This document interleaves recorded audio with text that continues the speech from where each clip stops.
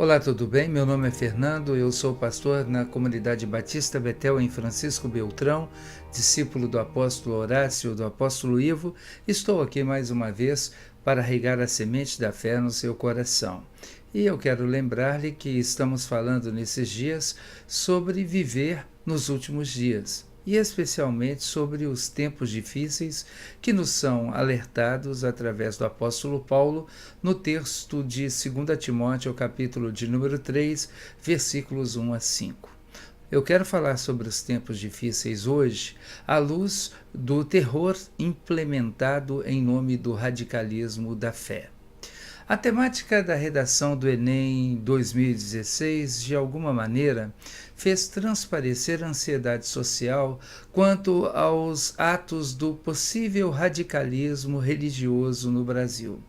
Fornecendo dados específicos, sua proposição visava salientar a necessidade de combater a intolerância religiosa. Seria de boa monta salientar que a motivação do Ministério de Educação e Cultura, ao incluir a temática no Enem, poderia não ser tão pura assim. Os posicionamentos cristãos quanto à ideologia de gênero, promovida pelo Ministério de Educação e Cultura e confrontada pelos diversos setores de fé, sejam evangélicos ou católicos, tanto na instância nacional, no Plano Nacional de Educação para o Decênio, como também nos planos municipais para o decênio, no sentido também educacional, certamente tiveram muita influência neste tema redacional. Disso eu não tenho dúvidas. Nutrir ideias de base religiosa, movidos por questões de fé e estritamente eclesiásticas, não faz de ninguém ser radical.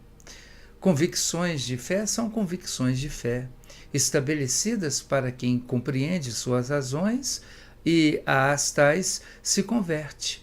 Desta forma, opiniões estabelecidas centradas na fé jamais podem ser adjetivadas como impróprias, desde que adequadas ao senso social das leis plurais existentes no contexto democrático de nossa Constituição. Aquilo que, em nome de qualquer fé, e eu repito, qualquer fé, ultrapassa tais limites, seja incitando a violência ou promovendo-a em atos direcionados contra indivíduos ou grupos específicos, realmente deve ser combatido e deve ser questionado. Não vemos esses casos massivamente efetivados no dia a dia do cidadão brasileiro.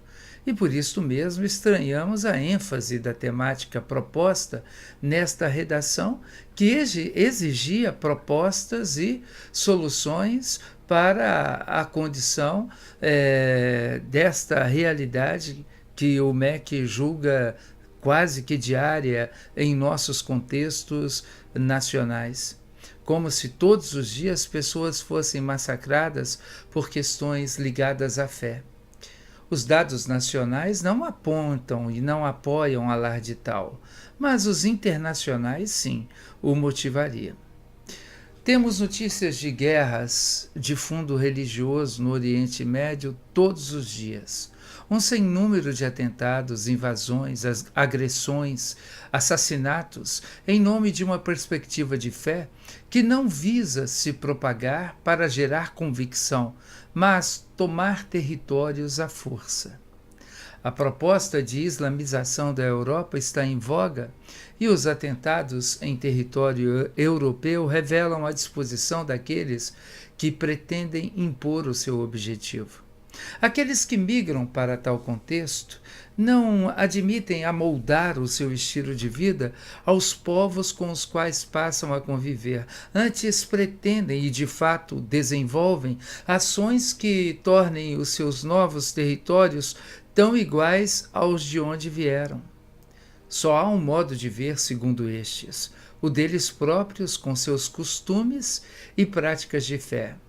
Os demais são infiéis e, na sua ótica, os infiéis devem se converter ou morrer. Simplesmente assim. Seu crer radical e inconsequente os motiva a morrer levando o máximo de pessoas que puderem levar consigo. Para estes, o máximo e o ápice de sua experiência religiosa.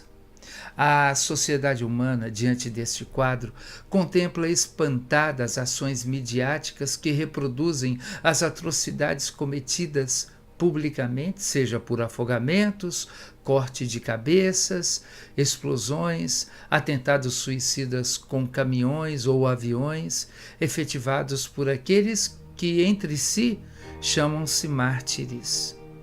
Enquanto percebe seus feitos, aquele que tem a liberdade de pensar se pergunta: que fé é esta que não suporta contraposições ou convicções contrárias? Que necessita de guerras sangrentas para se afirmar?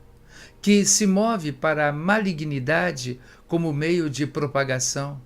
Que diz possuir entre si aqueles que são moderados, mas tem os seus moderados silenciosos diante das barbáries promovidas pelos seus irmãos.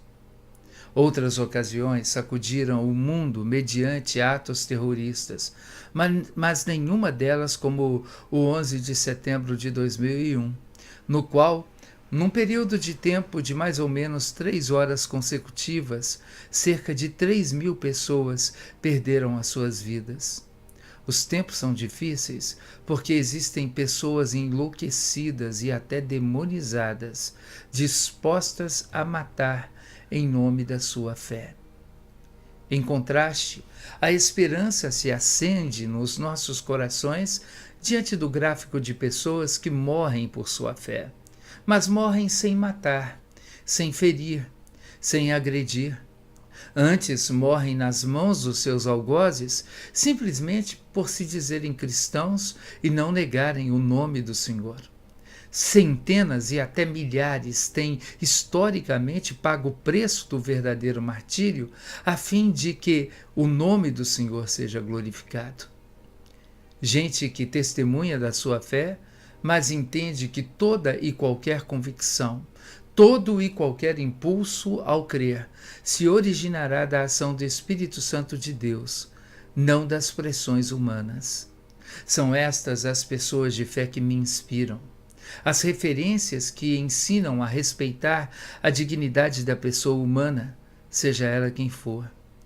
Que as nossas leituras sobre os dias difíceis não nos ofusquem ao ponto de não enxergarmos aqueles que optaram apresentar Deus pelo amor e não pela força.